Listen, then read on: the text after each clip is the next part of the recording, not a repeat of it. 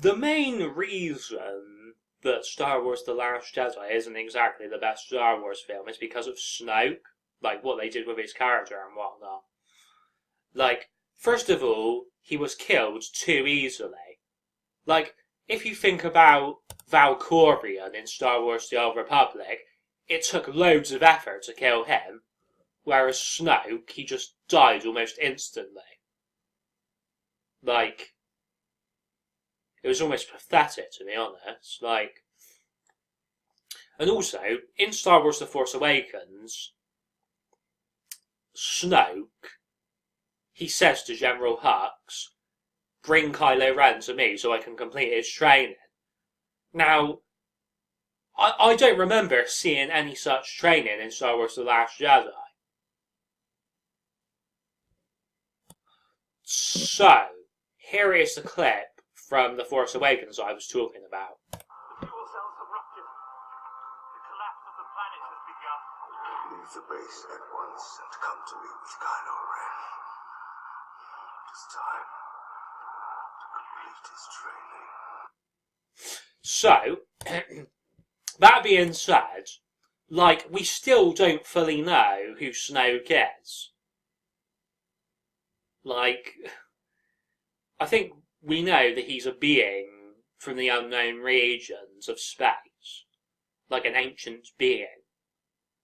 But that wasn't fully explained in the film. I think you have to, like, read books to actually know that. Like, sorry, a massive plot point like that should be explained in the films themselves.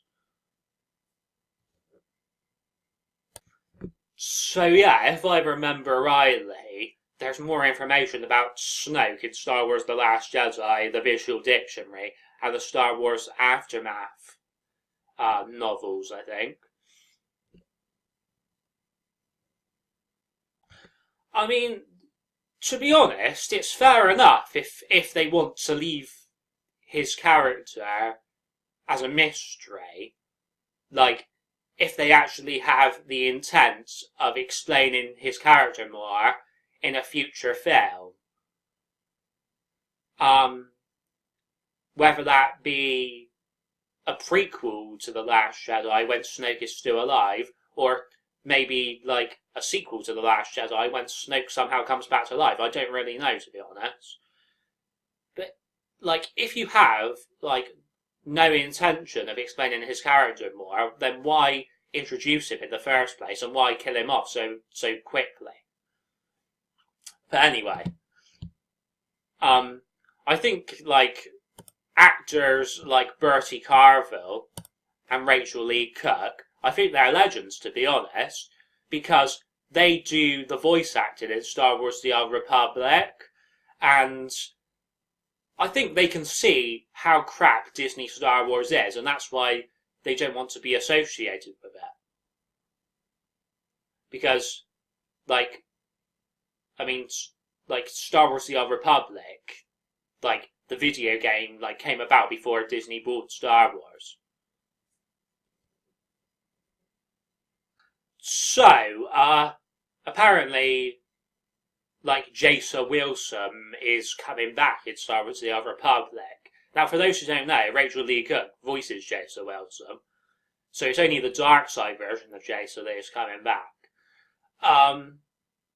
Which, quite frankly, I'm happy about, because I think the dark side version of the character is more interesting. And, well, you can only romance the dark side version anyway. So, yeah, I mean, Bertie Carvel, he voices the male Imperial agent, so he should be reprising that role for the Nathema Conspiracy Flashpoint, and even the upcoming Game Update 6.0, which is going to be a brand new expansion. Now this time, it's not going to be called Knights of the Something, it's going to be called something completely different. Like, even if you look at Valkorion's children, like Vaylin and Arkan, it took loads of effort to kill them, whereas like, Snoke was basically gone with a blink of an eye. Like, well, that is if you actually went with the decision to kill Arcan, because you can, if you go with different decisions, he becomes your companion instead, because you can redeem him and bring him back to the light. But yeah, like, you had like loads of lightsaber duels with Arcan, and like, you would know that if you played the game. But it's like, with the movies now, it's like they can't be bothered to do like the special effects for the lightsaber duels. It's like they don't have the budget for it. I mean, come on, this is Disney we're talking about. It's the richest company in the world. How can you not have a big enough budget to do it? I mean, they've come out and said, oh, this Snoke guy is supposed to be more powerful than Darth Vader and the Emperor. Again, that's something that was mentioned in a book and not in the actual movies themselves. Like, I mean, well, I mean, like, so how come it was easier to kill Snoke than it was the Emperor and Darth Vader then?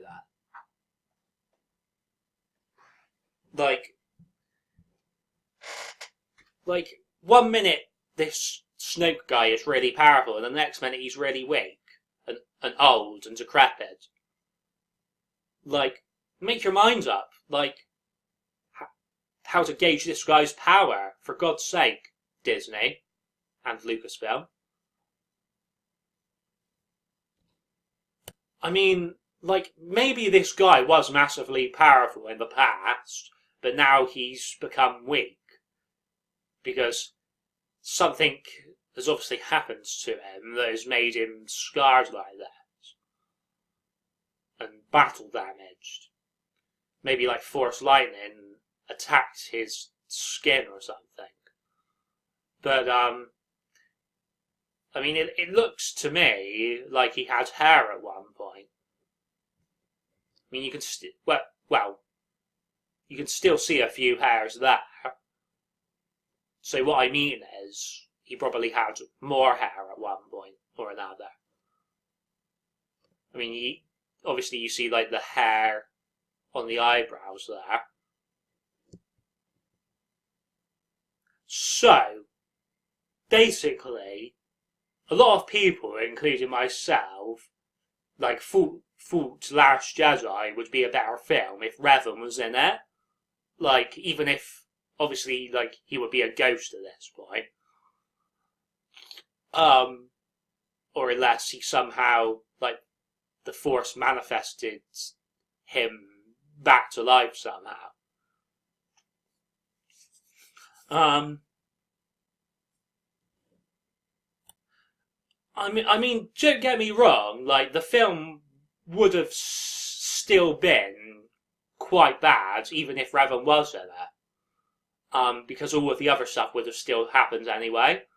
But, you know, like, they could have at least made more of an effort, because the film would have been, like, slightly better if Revan was in it.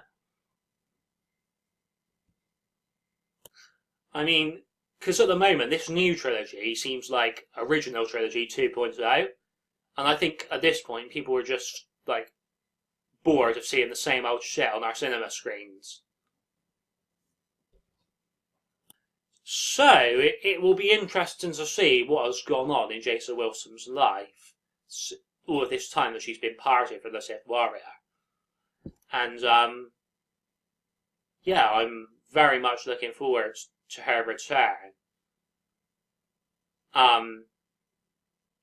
It was recently announced in a Volk live stream. Now, for those who don't know, Volk is a YouTuber, and he had Eric Musco on the live stream. Now, he's one of the game's developers, and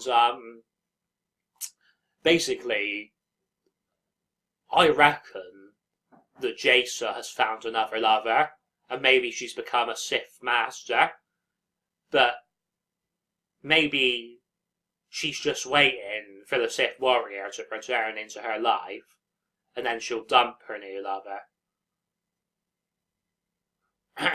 Or maybe there's like a decision where you can tell Jaisa to kill her new lover, or you can tell her to let him live. I mean, that's just my predictions about where this DLC is going to go.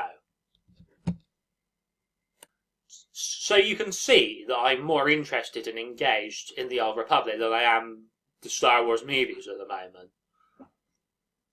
I mean, especially the Solo film, it looks better than The Last Jedi. But that's just going from the trailers. Like, I'll have to wait until I see the full movie to judge properly. But, you know, we'll just have to wait and see. I mean, for some reason, people are in this mindset where they think it's mandatory to see a Star Wars movie. Like, not just in the cinema, but seeing it a million times on DVD and Blu-ray as well. Like, no, guys. We've strayed away from that now. Because it's the 21st century. Like, to be honest, it should be mandatory for people to play the Old Republic. I mean, for some reason, like, they take these Star Wars movies very seriously, like, when they should be taking the Old Republic more seriously. Like, I mean, because, to be honest, like, The Last Jedi was bordering on comedic horseshit. Like, it's like, just because, like, the Old Republic is a video game, like, not enough people take it seriously. Like, because they think, oh, like, there's some people out there who think that video games aren't art. But obviously I completely disagree with that, because video games are definitely an art form. Because, like, the concept artists have to do drawings for the various locations in the video games, and they have to do drawings for the characters in the games as well. So, yeah. I mean, like, they think, oh, video games don't have proper stories. Well, I'm sorry, but KOTOR, KOTOR 2, and SWTOR all have better stories than The Last Jedi. So don't give me that bollocks. I'm not being force-fed that crap. That's what certain people come out with. I mean, like, do you see what I'm saying? Like, those people who think The Last Jedi is better than SWTOR, that seriously need their heads tested. Well, their heads tested. But it seems like they act as one head and one consciousness most of the time. Like, rather than having their own opinions. Like, I mean, how do some people have the gall to sit there and say that Last Jedi has a better story than SWTOR? Because, like, that is obviously not the case. Like, and most of these comments, like, come from people who have never played the games. And there's other related media of the Old Republic as well, like books and comics.